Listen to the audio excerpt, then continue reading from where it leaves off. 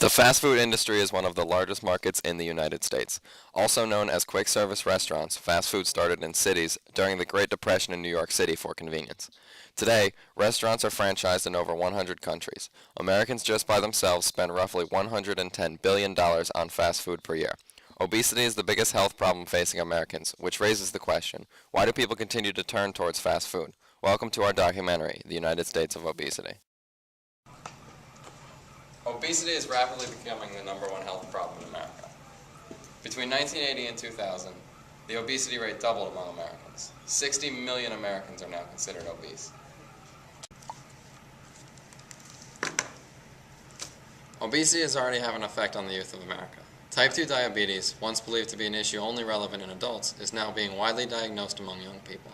61% of overweight children aged 5 to 10 already have a risk factor for heart issues. For the first time in 150 years, our children have a shorter life expectancy than their parents. The reason fast food is so unhealthy is because restaurants cook with high amounts of butter and fatty grease. These saturated fats can clog arteries and cause heart attacks.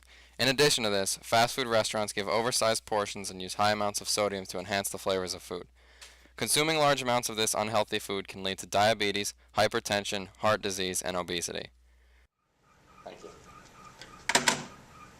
If fast food is so unhealthy, then why do millions of Americans continue to eat it each day? There are numerous answers to this question. With 52% of Americans below middle class, fast food seems to be an easy and cheap alternative. When you become hungry, a sugary and sweet snack may sound more appealing than a nutritious meal. There are just as many tasty treats that are much healthier than fast food. Just a simple home-cooked meal is better than going out for fast food. If fast food is so unhealthy, then what's the alternative? Research supports that a varied diet of proteins, carbohydrates, and good fats can lead to an active, healthy lifestyle. With this in mind, portion control is what separates the obese from the fit. Doctors say the average American should consume about 2,500 calories per day. Unhealthy food is not the only cause of obesity among Americans. It is important to exercise regularly to stay fit. Our bodies were meant to move. Regular exercise can reduce the risk of high blood pressure, diabetes, and other heart problems. It is recommended that children especially exercise for at least 60 minutes a day.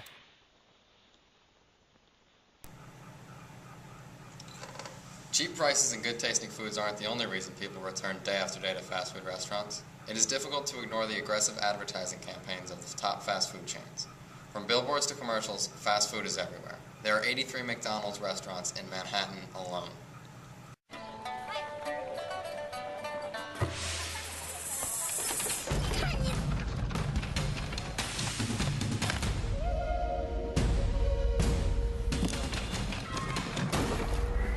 You can do impossible things when you unlock your inner awesomeness. Wait for it. Happiness is served. You can get a taste of the new DreamWorks movie Kung Fu Panda 2 rated PG with toys that show off your awesomeness. There's one in your McDonald's Happy Meal.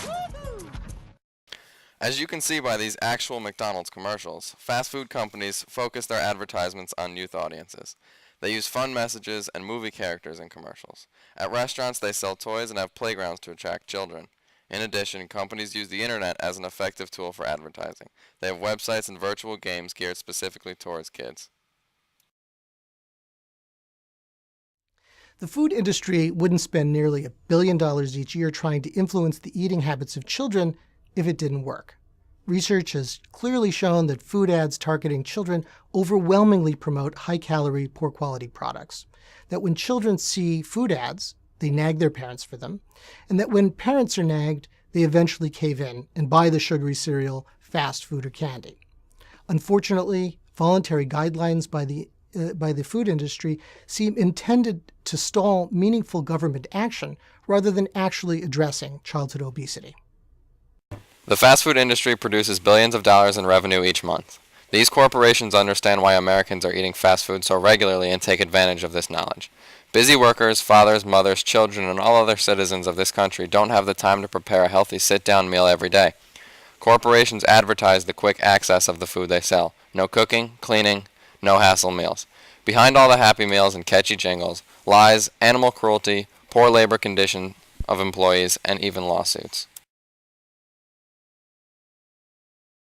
The Defendant is a flight risk, Your Honor. Mayor Bloomberg of New York City has recently called out fast food in Manhattan. He proposed a new limit on soft drink sizes and work regulations. This has caused quite a stir in the Big Apple. Some say it is a big step towards a healthier city, while others argue that the city has no right to tell us what we can eat and cannot drink. In San Diego and Arizona, local governments are putting stern regulations on the nutritional value of the foods that quick-service restaurants provide. This has become a matter of local versus federal law in the U.S., and the debate continues to rage on. Despite the major health problems in the U.S. and all around the world, the fast food industry is making major strides to improve the nutritional quality of the food they sell. For example, McDonald's has improved its menu to include smoothies, salads, and yogurts. Burger King is also spending $970 million to improve both restaurants and menus. There have also been efforts by citizens outside the companies to improve the quality and quantity of foods. Morgan Spurlock's documentary, Super Size Me, got fast food restaurants to take away their super size option for meals. The film Super Size Me has revolutionized the way we view fast food. Spurlock revealed the outrageous poor nutrition, the evil corporate structure, and the imminent childhood obesity epidemic that our country is facing today. It makes me wonder, why, after a decade of the release of this film, is this country still so reliant on fast food?